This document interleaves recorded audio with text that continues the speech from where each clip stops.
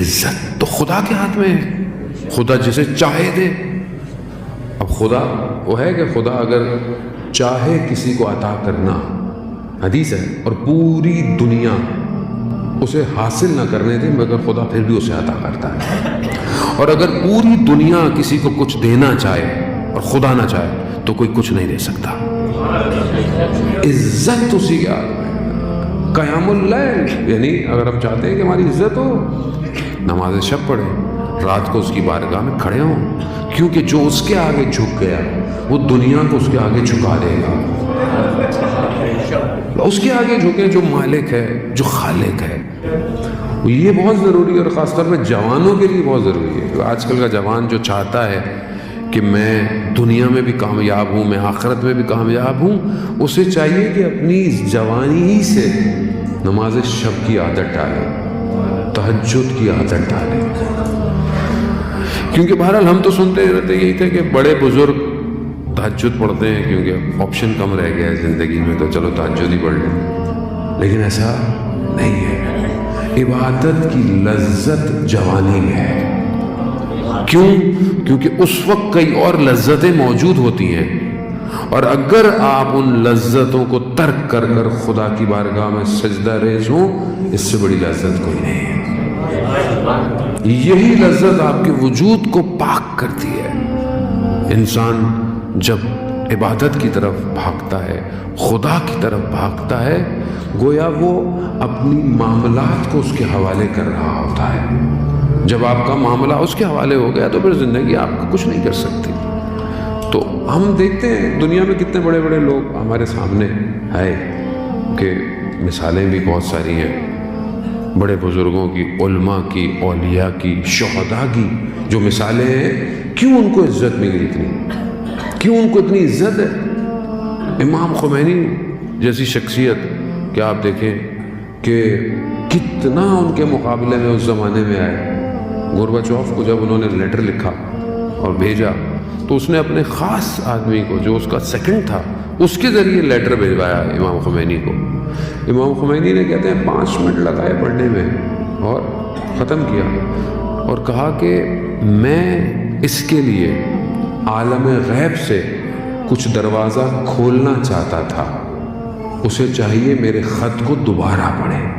اور پھر اٹھ گئے، بات نہیں کی. وہ یہ سمجھا کہ شاید سیاسی طور پر، پولیٹیکل طور پر رشیا ساتھ دے، مگر انہوں نے نہیں کہا. امام نے کہا کہ جس کمیونزم کی تم بات کرتے ہو یہ ایک تاریخی بات بن جائے گی. اور یہی ہوا. کیوں جھک نہیں پائے لوگ؟ ایسا شخص کسی کے آگے جھک نہیں پائے. کیوں پائے؟ کیونکہ تہجد کی نماز میں ان کا بیٹا بیان کرتا ہے کہ ایک مہمان ہمارے گھر پہ آیا، اور رات کو کیونکہ اکیلا سونا مکروہ ہے مہمان کا، تو بابا نے کہا کہ ساتھ سو. تو وہ رات کو اٹھ گیا، کہتا ہے کہ آپ کے یہاں کسی کا انتقال ہو گیا ہے، بہت گریا ہو رہا ہے رات کو. تو کہا نہیں. کہا تو اتنا گریا کیسا ہے؟ کہا یہ تو بابا ہیں، ہر روز رات کو نماز شب میں گریا کرتے ہیں. اتنا گریا یعنی کیوں؟ جب خدا کی بارگاہ میں گریا ہے تو دن میں خدا نے ساری حکومتوں کو جھکا دیا. یہ ہمارے دور کی مثال ہے. قاسم سلیمانی دنیا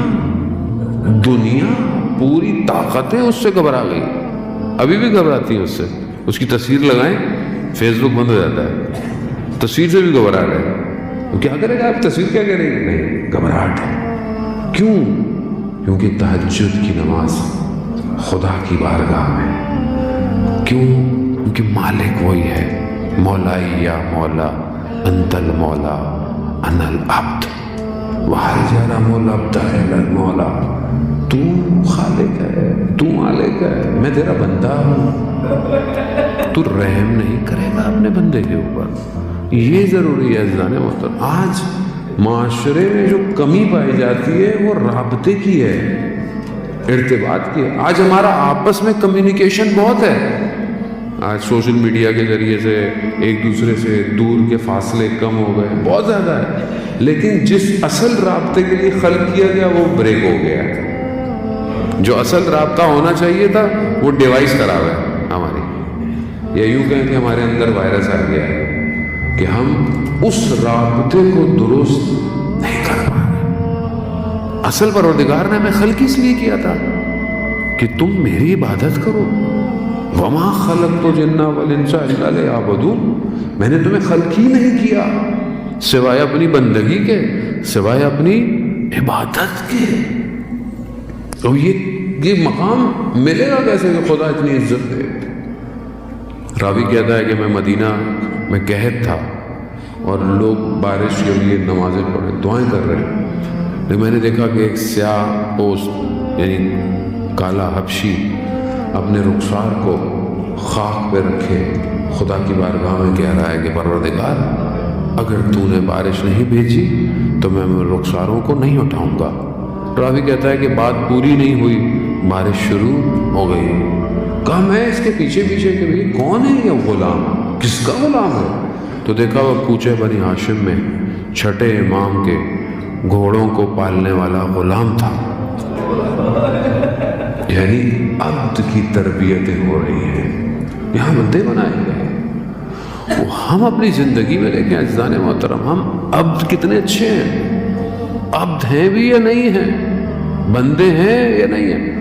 ہم بہت کچھ بننا چاہتے ہیں زندگی میں, ہم یہ بن جائے اچھی بات ہے. ظاہری طور پر آپ اچھی ایجوکیشن ہو, آپ اچھا آپ کا پروفیشن ہو, سب کچھ کریں. اصل بندگی ہے. سب کچھ آپ نے کر لیا, اسکائی اسکریپرز کھڑے کر لیں, بڑی بڑی جائیدادیں بنا لیں, نام بنا لیں, لیڈر بن جائیں, کمیونٹی کے لیڈر بن جائیں, سب بن جائیں, لیکن آپ بندے نہ بنیں. کہاں لے کے جائیں گے یہ سب؟ آیت اللہ عظمیٰ بہجت رضوان اللہ تعالیٰ علیہ, ان کی قبر پہ آپ نے دیکھا کیا لکھا ہوا ہے؟ عبد, بندہ. یعنی کوئی اور ڈیزگنیشن کی ضرورت نہیں ہے. اس ڈیزگنیشن کو ڈھونڈیں, اور وہ تبھی ملے گا کہ جب آپ اس کو خلوت میں سجدے کریں گے. تو اگر اے موسیٰ عزت چاہتے ہو تو قیام اللیل, کھڑے ہو رات کو, سلاطینوں کے دروازوں پہ